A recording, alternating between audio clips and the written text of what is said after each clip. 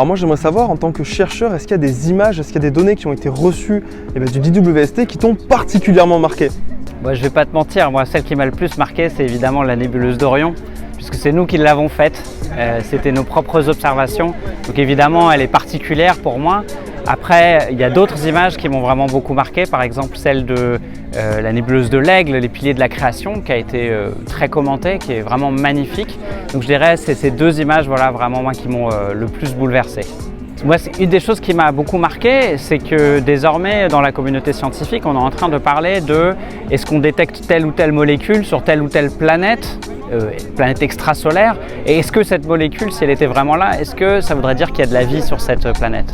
Donc on est en train de se poser ces questions, on est encore très loin de la réponse, mais le fait qu'on se pose les questions, je trouve que c'est vraiment, ça montre qu'on vit un moment fascinant en astronomie.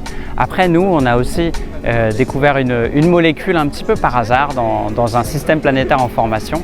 Ça, c'est notre découverte ici avec l'équipe à Toulouse, et ça a été une très grande surprise pour nous aussi, et aussi beaucoup de satisfaction.